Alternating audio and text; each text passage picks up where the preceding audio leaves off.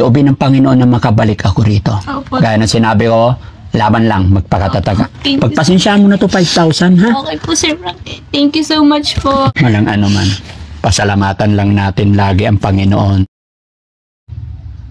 Ano ang mensahe mo sa iyong partner after all ng ginagawa niya sa iyo? Dahil ginawa niyo to sa inyong dalawa eh. Naging masaya kayong dalawa. Pero ngayon bakit?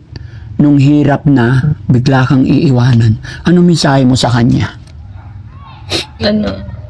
Sana pag ready ka nang balikan kami mag-ina, sana magkaroon ka na rin ng sariling desisyon mo para sa amin.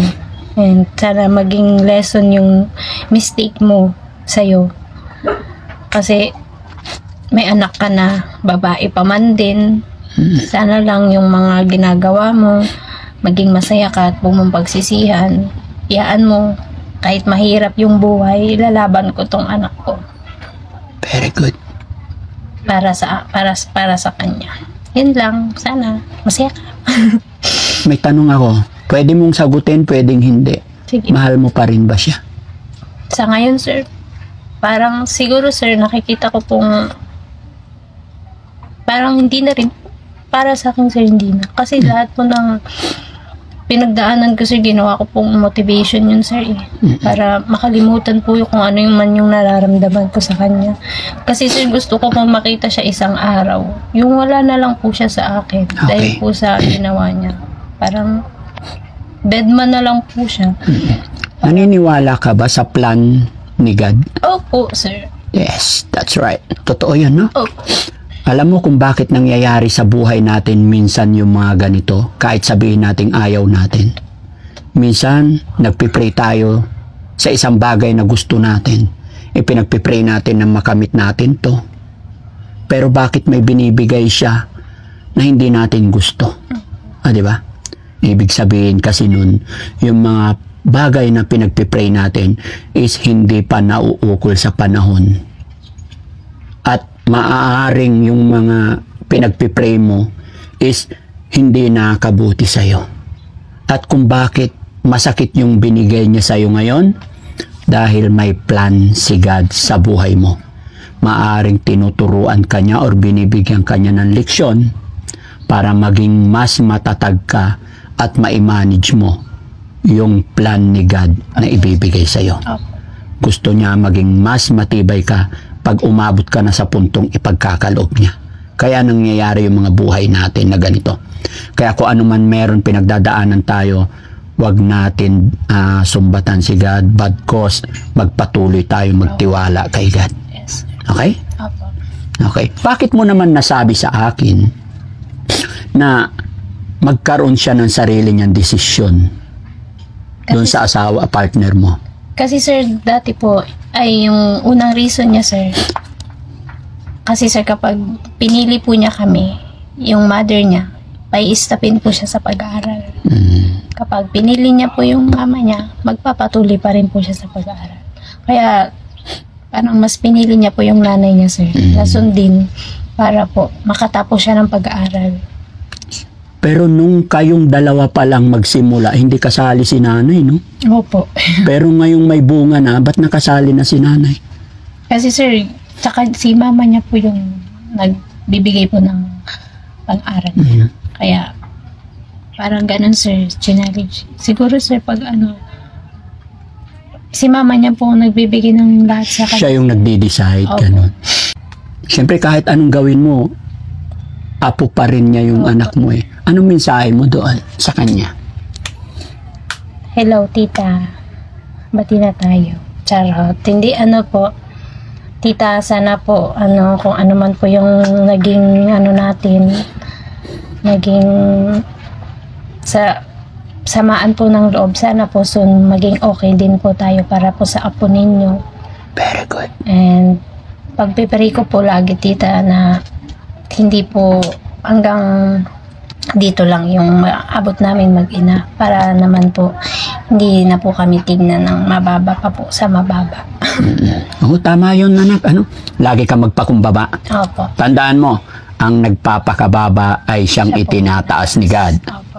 at ang nagpapakataas ay siyang ibinababa. Opo. Okay? Salamat at naikwento mo sa akin ang buhay mo at salamat din ako sa iyong tatay dahil napakabait, mapagmahal bilang ama mo. No? Bibigyan kita ng panggatas ng anak mo, ha? Okay. Thank you so much po. Walang anuman, no? Frankie, ginawa ka pong instrument ni Lord para... Ginawa ka pong instrument ni Lord, Sir Frankie, para maano po yung baby ko. Nagagatas ba siya? Breastfeed, ano? Ano po, sir. Nagpo-formula po siya minsan kasi hindi po siya masatisfied po sa... Oo. Kain ka ng mga more on gulay, ha? Opo.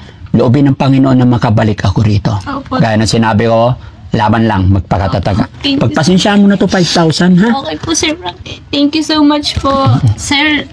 Thank you so much po, sir, na marami. Walang anuman. Pasalamatan lang natin lagi ang Panginoon Opo. bawat blessing na dumarating sa atin. Okay? So, Joy, sabi mo, nabuntis ka nung nag-aaral ka. Hindi ko sinasabing naging masama ka or what. Lahat tayo may kanya-kanyang kapalaran. Pero gusto ko sanang hilingin sa'yo ng iyong mensahe sa mga kapwa mo pa estudyante. Nakapulutan nila ng aral na makita nila yung nangyari sa'yo para hindi nila pamarisan. Ano yung mensahe mo sa mga estudyante natin? Yung mga nagka-college? Sa mga kapwa ko pong student yan, na may mga, kung may mga boyfriend man po kayo or ano man po na something, lagi nyo pong isipin yung magulang nyo bago po kayo gumawa ng isang bagay na pagsisisihan nyo po. And be careful po sa mga pagpili po ng partner.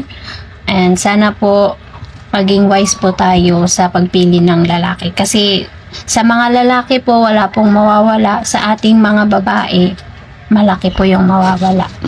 Yun po. And habang may nagpapaaral po, mag-aral po tayo ng mag-aral. Masarap po ang mag-aral. Yun lang po. Mahirap mag-alaga sa bahay lang, no? Opo. Mahirap pong mag-alaga ng bata, pero masarap naman po sa pakiramdam. Pero may tamang panahon para magkaroon ng baby. Opo. Better kung napagtapos na ng pag-aaral, di ba? Opo. Para mas mabigyan natin sila ng magandang future. Okay? Dahil yun ang pangarap sa atin ng ating mga magulang. Pero pangit naman na hindi pa tayo tapos, may apo na. Opo. Andoon na tayo talaga kasi ang baby talagang anghel yan. Ginawa ng Panginoon na anghel yan sa bawat mata ng tao. Kahit hindi mo kaano-ano yan mga kababayan, yung baby nakita mo, may hypnotize ka, andyan yung pagmamahal natin. Kaya nga sila tinatawag na anghel. Dahil wala silang kaalam-alam, wala silang kamuang-muang. Di ba? Pero ang pinag-uusapan natin dito is yung pag-aaral, yung future. Ma'am Joy, nice meeting you. Sana makabalik si Daddy Frankie. Opo. Thank you so much. Thank you so much, sir. Bye-bye. Laban lang. Thank you po. Laban lang po. Okay po. So, yun mga kababayan, mga kabarangay. Maraming salamat po. At sana po sa paglalahad namin ng kwento ng buhay ni Ma'am Joy ay maging aral po sa ating mga anak.